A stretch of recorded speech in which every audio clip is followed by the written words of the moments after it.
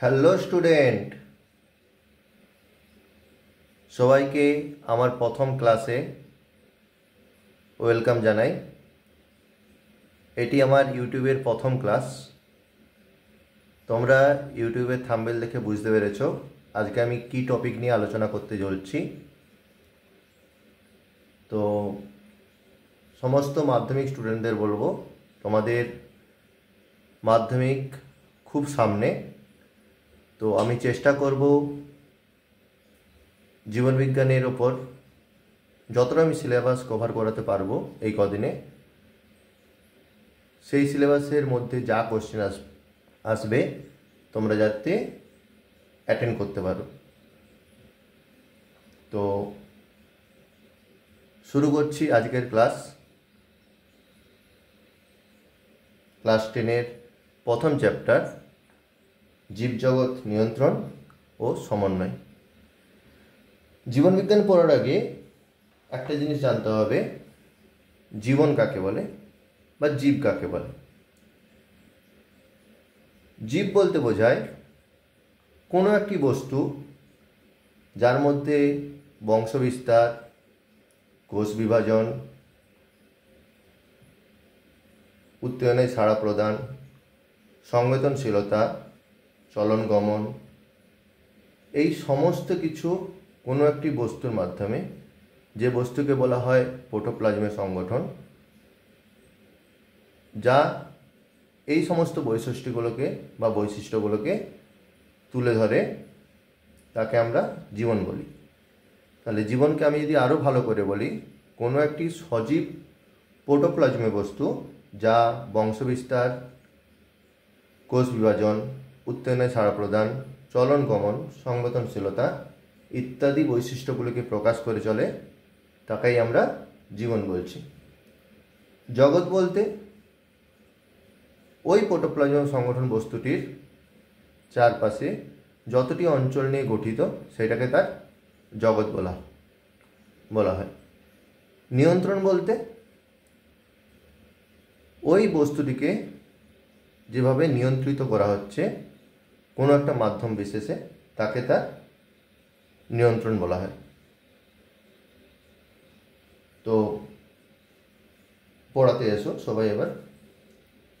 জীবেরা যে পরিবেশে বসবাস করে, কোন পরিবেশে?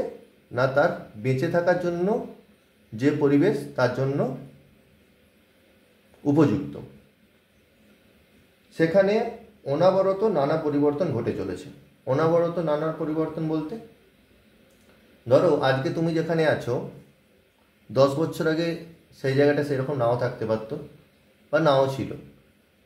দেখবে তোমার বাড়ির কাছে যে গাছপালাগুলি এখন তুমি দেখছো, সেটা 10 বছর আগে নাও ছিল বা নাও থাকতে পারে, বা 10 বছর আগে বা তারও বেশি যে সমস্ত গাছপালা ছিল, ঘরবাড়ি ছিল, সেগুলো এখন ভেঙে নতুনভাবে সৃষ্টি করা হয়েছে। তাহলে এইটা তার পরিবেশের পরিবর্তন চলছে। সেই সমস্ত পরিবর্তনের সাপেক্ষে উদ্ভিদ ও প্রাণীদের মধ্যেও নানা রকম প্রতিক্রিয়া দেখা যায়। কীরকম প্রতিক্রিয়া? ধরো কোনো একটা পরিবেশ যেটা বাসযোগ্যের উপযোগী, তাহলে সেই পরিবেশে তুমি বেঁচে থাকার জন্য তেমন কিছু তোমার পরিবর্তনের দরকার নেই। কিন্তু যেটা বাসযোগ্যের অনুপযোগী, তাহলে সেই পরিবেশকে তোমার বাসযোগ্য করে তুলতে হবে। এটাকে তার পরিবেশের সাপেক্ষে প্রতিক্রিয়া বলা হয়ে থাকে। ঠিক আছে? এই প্রতিক্রিয়াগুলি বিভিন্ন ভৌত ও রাসায়নিক উপায়ে নিয়ন্ত্রিত হয়ে থাকে। এই অধ্যায়ে, কোন অধ্যায়? জীবজগতের নিয়ন্ত্রণ ও সমন্বয়। আমরা জীবের বিভিন্ন সাড়া প্রদান পদ্ধতি, জীব কীভাবে উত্তেজনায় সাড়া প্রদান করে এবং সেগুলি কীভাবে নিয়ন্ত্রিত হয় সেই সম্বন্ধে, এবং সেটাকে কীভাবে সমন্বয় সাধন করা হয় সেই সম্পর্কে জানতে চলেছি। উদ্ভিদের সংবেদনশীলতা এবং সাড়া প্রদান।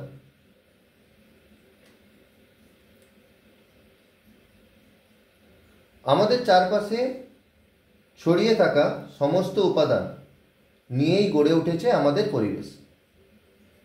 পরিবেশ আমরা এতদিন কাকে বলছি জেনে এসেছি না, আমরা চোখ খোলার পরে যতটা অঞ্চল আমরা খালি চোখে দেখতে পাই তার মধ্যে যাবতীয় যা কিছু দেখতে পাই সবটাই আমাদের পরিবেশ।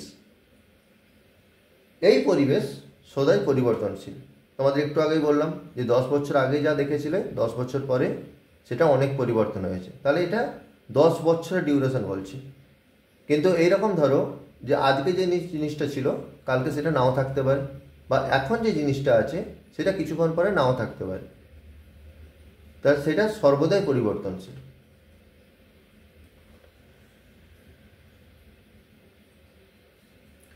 যেমন বলতে পারো দিনের বেলায় পরিবেশের তাপমাত্রা বৃদ্ধি পায়, আবার রাতের বেলা কমে যায়। কেন রাতের বেলা কমে যায়? না, সারাদিন সূর্যের আলো দিনের বেলার আলোতে ভূপৃষ্ঠকে উত্তপ্ত করছে, সেই উত্তপ্তের ফলে ভূপৃষ্ঠের মাটি গরম হচ্ছে এবং রাত্রে সেই ভূপৃষ্ঠ তাপ বিকিরণ করছে, ফলে মাটির যে তাপনমূল্য ক্ষমতা সেটা কমতে আছে, ওই জন্য রাতের বেলা তাপের পরিমাণ কমে যায়। এইরকম অনেক পরিবেশগত পরিবর্তনের মধ্যে কিছু কিছু অনুকূল বা সুবিধাজনক, আবার কোনোটি বেঁচে থাকার পক্ষে প্রতিকূল বা ক্ষতিকর। অনুকূল বলতে যেটা তুমি সহনশীল, তোমার দ্বারা যেটা তুমি সহ্য করতে পারো সেটাকেই এক কথায় অনুকূল বলা হয়। যেটাকে তুমি সহ্য করতে পারো না, যেটা তোমার জন্য ক্ষতি প্রযোজ্য হয়, সেটা তোমার জন্য প্রতিকূল। সেটা উদ্ভিদও হতে পারে, প্রাণীও হতে পারে, ব্যাকটেরিয়া হতে পারে, ভাইরাসও হতে পারে, মোটামুটি যার মধ্যে প্রাণ রয়েছে সেই বস্তুরই অনুকূল আর প্রতিকূল দেখতে পাওয়া যাবে। তাই পরিবর্তনশীল পরিবেশে সুষ্ঠুভাবে বসবাসের জন্য জীবকে সর্বদাই পরিবেশের বিভিন্ন পরিবর্তনে সাড়া দিতে হয়। কেন? কারণ ধরো হঠাৎ করে তাপমাত্রা বেড়ে গিয়েছে, গাছপালা যদি নিজে নিজে মনে করে যে আমি তাপমাত্রা বেড়েছে কিন্তু আমার গাছের পাতাকে আমি টসটসে রাখবো বা যেমন আছে আমি সেই রকম থাকবো, ঝলসে যাব না, সেটা কি কখনো সম্ভব? সম্ভব নয়। তাহলে সেই রকম পরিবেশের সঙ্গে কী হয় না, গাছের পাতাগুলো শুকিয়ে যায়, নেতিয়ে পড়ে। তো এটা কি হচ্ছে, পরিবেশ তাকে যেভাবে গড়ে তুলছে সে সেইভাবে সাড়া প্রদান করছে। তেমনই উদাহরণ দেখো নিচে দিয়েছে, উদ্ভিদও এর ব্যতিক্রম নয়। যেমন প্রাণীর ক্ষেত্রেও দেখতে পাওয়া যাবে, যেমন মানুষের ক্ষেত্রে কী দেখবে, অত্যাধিক গরম হলে মানুষ দুর্বল হয়ে যায়, তেমন প্রাণীদের ক্ষেত্রেও উদ্ভিদের ক্ষেত্রেও সেম জিনিস তুমি লক্ষ্য করতে পারবে। উদ্ভিদ পরিবেশের বিভিন্ন পরিবর্তনকে চিনে নিয়ে যথাযথ সাড়া প্রদান করে। কেমন? কোনো নির্দিষ্ট বাহ্যিক বা অভ্যন্তরীণ পরিবর্তন যেটা পরিবর্তন করছে সেটাকে কি বলা হচ্ছে না, উদ্দীপক বলছে। তাহলে এটা কি ভেতরেও হতে পারে, বাইরেও হতে পারে। শনাক্ত করে কে শনাক্ত করবে না, উদ্ভিদ। সেই অনুযায়ী জীবের সাড়া প্রদান ক্ষমতাকে সংবেদনশীলতা বলা হয়। তাহলে কি বলেছে না, কোনো একটি বস্তু বা কোনো একটি প্রাণী বা কোনো একটি উদ্ভিদ যার অভ্যন্তরের কোনো পরিবর্তন হচ্ছে, আবার বাহ্যিক কোনো মানে বাইরেরও কিছু পরিবর্তন হচ্ছে, আবার ভেতরেরও কিছু পরিবর্তন হচ্ছে, সেই অনুযায়ী সে সাড়া প্রদান করার ক্ষমতা, তাকেই সংবেদনশীলতা বলছে। সংবেদনশীলতার মাধ্যমেই কোনো জীব তার পরিবর্তনশীল পরিবেশে সার্থকভাবে বেঁচে থাকতে পারে। কেন না, সে যদি সাড়া প্রদান না করে, সাড়া প্রদান বলতে যে সবসময় সাউন্ড দিয়ে সাড়া প্রদান করতে হবে তা নয়, তার অ্যাক্টিভিটির মাধ্যমে সাড়া প্রদান বোঝায়। যেমন তুমি একটা উদাহরণ ধরতে পারো যে লজ্জাপতি গাছের পাতাকে যদি তুমি জোর করে লাড়িয়ে দাও, তাহলে কী হবে, পাতাগুলো কেমিক্যাল চেঞ্জেসের জন্য ভেতরে সেগুলো চুপসে যাবে। আবার তুমি কিছুক্ষণ ওখান থেকে সরে যাও, দেখবে পাতাগুলি যেমন ছিল তেমন আগের আকার ধারণ করে নিয়েছে। তাহলে এটা তার পরিবেশের পরিবর্তন হয়েছিল বলে সেই অনুযায়ী সে সাড়া প্রদান করেছে, এটাকে তার সংবেদনশীলতা বলছে। পরিবেশের যে পরিবর্তনগুলি জীব শনাক্ত করতে পারে এবং সেগুলি যদি জীবের সাড়া প্রদানে সাহায্য করে তবে তাকে উদ্দীপক বলছে। তাহলে উদ্দীপক কাকে বলছে? না পরিবেশের যে পরিবর্তনগুলি, মানে বাহ্যিক বা অভ্যন্তরীণ যে পরিবর্তনগুলি সে শনাক্ত করতে পারবে। মানে ধরো একটা শনাক্ত কে করবে? যার মধ্যে প্রাণ আছে, ওই জন্য জীব শনাক্ত করবে বলেছে, ঠিক আছে? যার মধ্যে প্রাণের অস্তিত্ব রয়েছে সে শনাক্ত করলো, সে অনুযায়ী সে সাড়া প্রদান করছে। প্রাণীর ক্ষেত্রে, উদ্ভিদের ক্ষেত্রে একটা উদাহরণ দিলাম তোমাদের। প্রাণীর ক্ষেত্রে মানুষ ধরো অত্যাধিক গরমে যদি তাকে রাখা হয়, কী হবে? তার অত্যাধিক পরিমাণে ঘাম ঝরবে, ফলে সে দুর্বল হয়ে যাবে।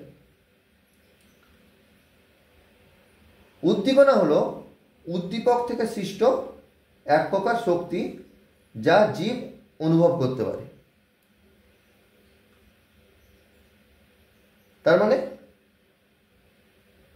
উদ্দীপক থাকলে তবে উদ্দীপনা আসবে, কিন্তু উদ্দীপনার জন্য কখনো উদ্দীপক তৈরি হবে না। ওকে,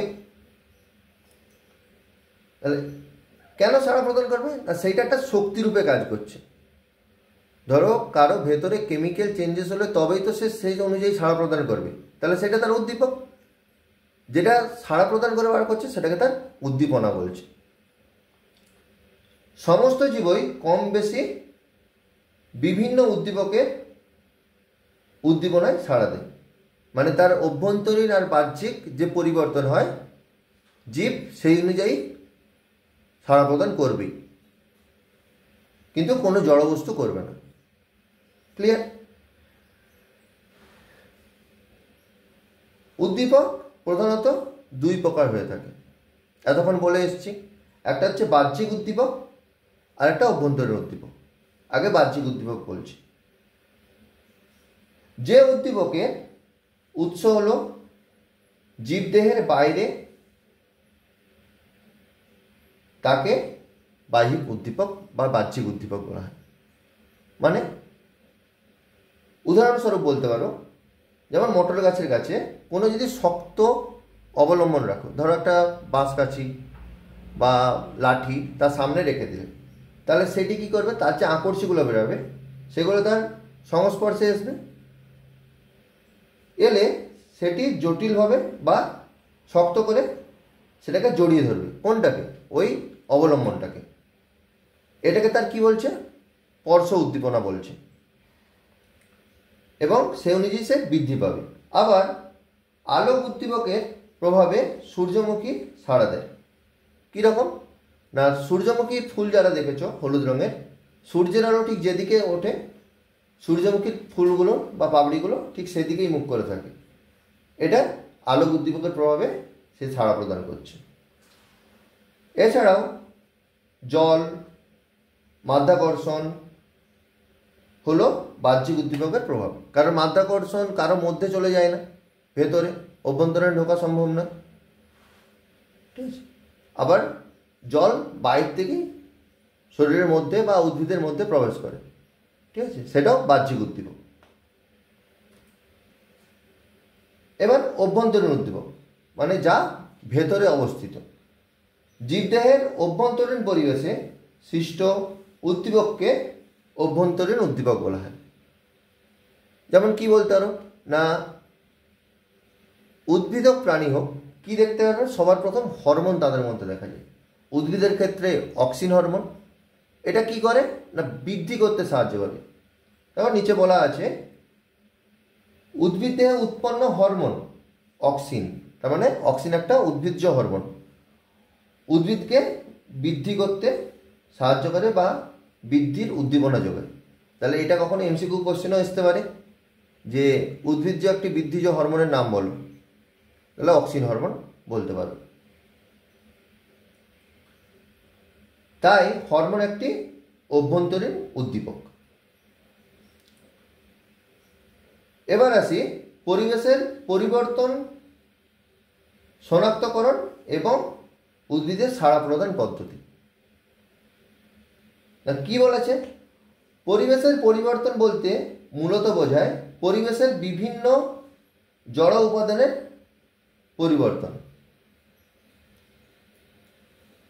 পরিবেশগত পরিবর্তনের সাথে সাথে জীবজগৎ তথা উদ্ভিদ জগৎও নিজস্ব পরিবর্তন ঘটায়।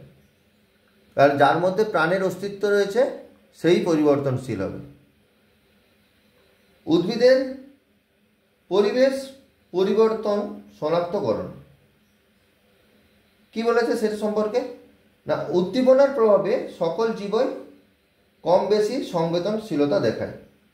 কারণ একটু আগে বলেছি, যার মধ্যে প্রাণের অস্তিত্ব থাকবে সেই জীব, তাকেই জীবন বলা হয়, যার মধ্যে প্রোটোপ্লাজমের সংগঠন বেঁচে আছে। তাহলে সে কি করবে? সংবেদনশীলতা দেখাবে, সাড়া প্রদান করবে। কখনো জীব উদ্দীপকের প্রভাবে একই স্থানে স্থির থেকে দেহাংশ তথা অঙ্গ প্রত্যঙ্গ সঞ্চালন করে বা চলন সম্পন্ন করে। এখানে দেখো, চলনের একটা সংজ্ঞা দিতে চেয়েছিল। কি বলেছে? চলন আমরা কাকে বলবো? না, কোনো একটি সজীব বস্তু তার দেহ অংশকে নির্দিষ্ট একটাকে স্থির রেখে, অঙ্গ প্রত্যঙ্গ বলতে তার যে অঙ্গ প্রত্যঙ্গ রয়েছে সেটাকে স্বইচ্ছায় সঞ্চালন করতে পারবে, সেই ঘটনাকে আমরা কি বলছি? চলন। কিন্তু কার প্রভাবে? উদ্দীপকের প্রভাবে। এটা যেন ভুলে না যাও। আবার কখনো সামগ্রিক স্থান পরিবর্তনকে গমন বলেছে। সামগ্রিক স্থান পরিবর্তন কেন? না, গমন কথার অর্থ না, চলন বৈশিষ্ট্য তো থাকবে, যে উদ্দীপকের প্রভাবে একদিকে স্থির থেকে অঙ্গ প্রত্যঙ্গ সঞ্চালন করছে, কিন্তু নিজের ইচ্ছায় সে সঞ্চালনের মাধ্যমে ওই স্থান থেকে অপর স্থানে যাওয়ার ক্ষমতা রাখে, তবে তাকে আমরা গমন বলছি। আগে মনে করা হতো যে পরিবেশের কোনো পরিবর্তনই উদ্ভিদ শনাক্ত করে না, মানে যখন এটা আবিষ্কৃত হয়নি চলন গমন। কিন্তু প্রকৃতপক্ষে উদ্ভিদও প্রাণীর মতোই পরিবেশের পরিবর্তন শনাক্ত করে ও তাতে সাড়া দেয়। মানে প্রাণী যেমন গরম ঠান্ডা নাতিশীতোষ্ণ আবহাওয়াকে অনুভব করতে পারে, উদ্ভিদও একই জিনিস করতে পারে, সেমভাবে সাড়া দেয়। যদিও উদ্ভিদের ক্ষেত্রে উদ্দীপকের প্রভাবে সাড়া প্রদানের ঘটনা প্রাণীদের তুলনায় অনেক কম দেখা যায়। কেন?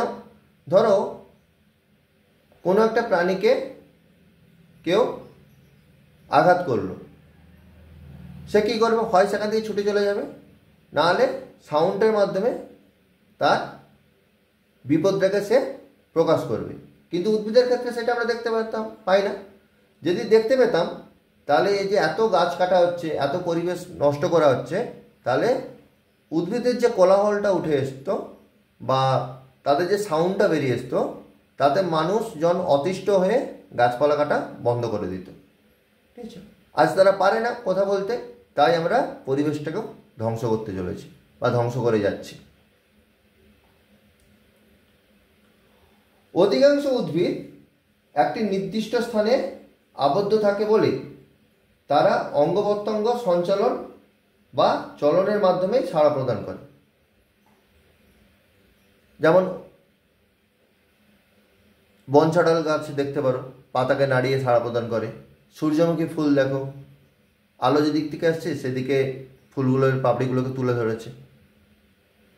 লজ্জাবতী গাছ দেখো, নাড়িয়ে দিলে পাতাগুলোকে চুপসে দিচ্ছে বা বন্ধ করে দিচ্ছে।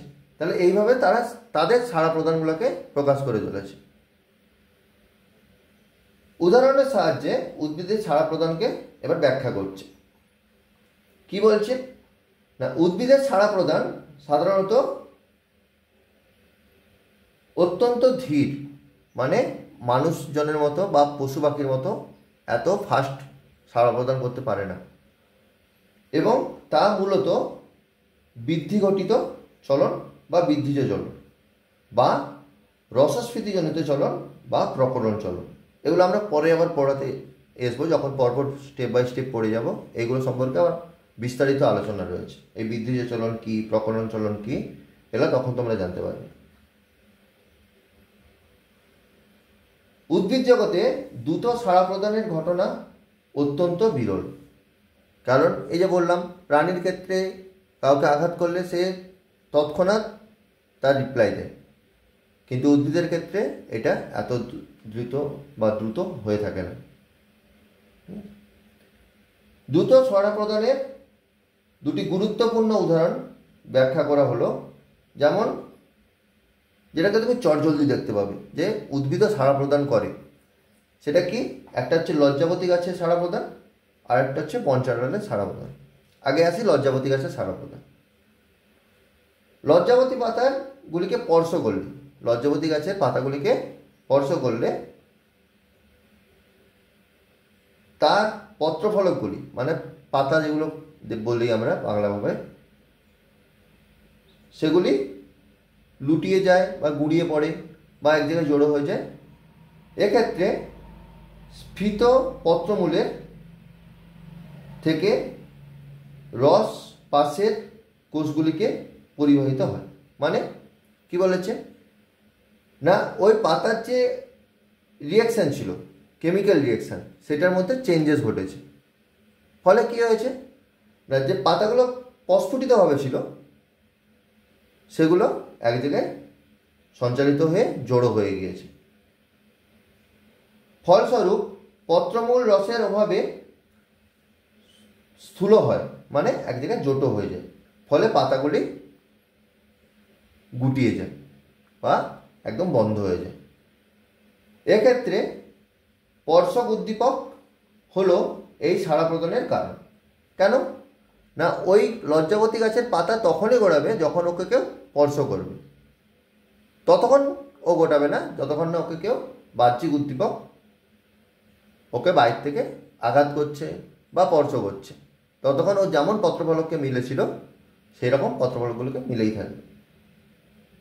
একে পার্শ্বব্যাপ্তি বা সিসমোন্যাস্টিক, এটা এক প্রকার চলনের নাম বলা হয়ে থাকে। এবার হচ্ছে বনচাঁড়ালের সংবেদনশীলতা। বনচাঁড়াল নামক একটি গাছের ফলকযুক্ত পাতার বৃন্তের পাশের ছোট পত্রক দুটি ক্রমাগত ওঠানামা করে। ত্রিপত্রক বলতে এই একটা থাকবে, এই একটা থাকবে, এই একটা থাকবে, এটা উঠলে এটা নামবে। তার মানে কি হচ্ছে, আপ ডাউন হচ্ছে, আপ ডাউন হচ্ছে। তাহলে এটা বড় পাতা মাঝখানে, এটা দুপাশে ছোট পাতা, এগুলো কি হয়, আপ ডাউন হতে থাকে, ছোট বড় হতে থাকে। মানে ছোট বড় বলতে একটা নামলে একটা উঠবে, এটা ক্রমাগত ঘটে থাকে। পার্শ্বীয় পত্রক দুটির পত্রমূলে রসস্ফীতি চাপের স্বতঃস্ফূর্ত তারতম্যে এই চলন ঘটে। মানে যেদিকে নামছে সেদিকে রসস্ফীতি চলন বাড়ছে, তাই তার পাতা নামছে। যেদিকে পাতা উঠে যাচ্ছে তার রসস্ফীতি ডিসব্যালেন্স হচ্ছে, মানে ওদিকে কমে যাচ্ছে, ওই জন্য তার পাতা উপর দিকে উঠছে। ফলে এটা কি হয়, যেদিকে রস বেশি থাকবে সেদিকে নামছে, অপর দিকে উঠে যাচ্ছে। আবার ওদিকে যাবে, যেদিকে কম ছিল অপর দিকে রসস্ফীতি কমবে। ফলে এটা কি হবে, ক্রমান্বয়ে উঠবে নামবে। একে প্রকরণ চলন বলা হয়। এই চলন কেবল দিনের আলোতেই ঘটে। তাহলে এক প্রকার কি বলতে পারো যে না, যতক্ষণ সূর্যের আলো থাকবে বা দিনের আলো থাকবে ততক্ষণ বনচাঁড়ালের এই প্রকরণ চলন লক্ষ্য করা যাবে। তার মানে দিনের আলো উপস্থিতিতে প্রকরণ চলন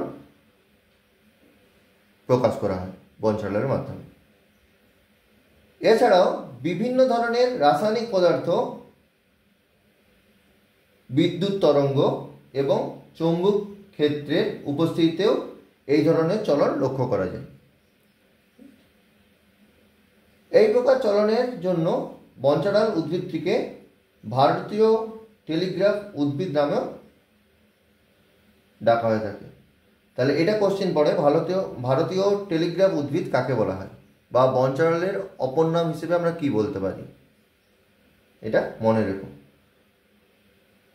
লজ্জাবতীর পালভিনাস বনচাঁড়ালের পাতার উদ্ভিদের ছাড়া প্রদান বিষয়ে আচার্য জগদীশ চন্দ্র বসুর অবদান অপরিসীম। ঠিক আছে, উনি কি বলেছেন, উদ্ভিদের ক্ষেত্রে সংবেদনশীলতা বা উদ্দীপকের প্রভাবে সাড়া প্রদান কিভাবে ঘটে বিজ্ঞানী আচার্য জগদীশচন্দ্র বসু তা ব্যাখ্যা করেন। প্রথম, তার আগে পর্যন্ত এটাই জানা ছিল যে বিভিন্ন জৈব রাসায়নিক পদার্থ মানে হরমোন উদ্ভিদের সাড়া প্রদান বা সমন্বয় নিয়ন্ত্রণ করে। কতদিন? যতদিন আচার্য জগদীশচন্দ্র বসু সেই সম্পর্কে ব্যাখ্যা দেয়নি ততদিন এই ধারণা নিয়ে সবাই ছিল। প্রাণীর মতো উদ্ভিদেরও যে বিভিন্ন অনুভূতি রয়েছে তা তিনি প্রথম উল্লেখ করেন। কে? বিজ্ঞানী জগদীশচন্দ্র বসু।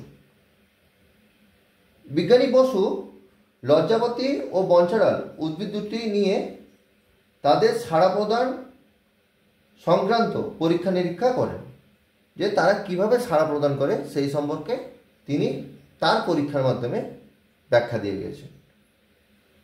তিনি তার আবিষ্কৃত কেসকোগ্রাফ যন্ত্র, এটা মনে রাখবে যে আচার্য জগদীশচন্দ্র বসুর আবিষ্কৃত সংবেদনশীলতা প্রকাশকারী যন্ত্রের নাম কি, বা উদ্ভিদের সাড়া প্রদান গ্রাফটিকে সংগ্রহ করার জন্য আচার্য জগদীশচন্দ্র বসু যে যন্ত্র আবিষ্কার করেছিল তার নাম কি?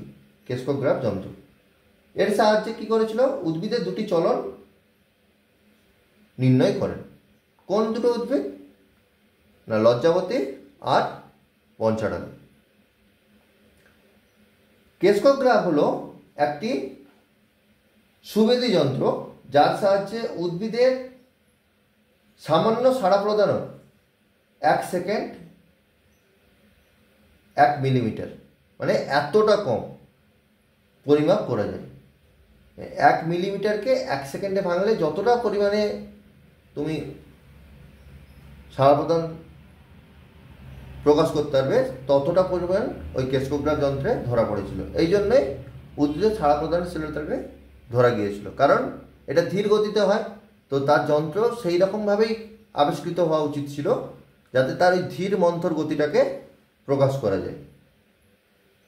এই যন্ত্রের সাহায্যে প্রাপ্ত গ্রাফ পর্যবেক্ষণ করে তিনি আবিষ্কার করেন প্রাণীর মতো উদ্ভিদেও নানান ছন্দবদ্ধতা ক্রিয়া সম্পন্ন হয়। ছন্দবদ্ধতা করতে যেমন বঞ্চাডালের ক্ষেত্রে দুটি পত্রফলক ছোট বড়গুলো, মানে যেগুলো দুটো পাশে ছোট ছিল সেই দুটি দিনের আলোতে ওঠানামা করছে। লজ্জাবতী গাছে স্পর্শ করে দিলে তার রসস্ফীতি জনিত চলনের কারণে তার পাতাগুলো এক জায়গায় জড়ো হয়ে যাচ্ছে, যা উদ্ভিদের চলন তথা সংবেদনশীলতাকে নিয়ন্ত্রণ করে। দ্বিতীয় কি বলেছেন?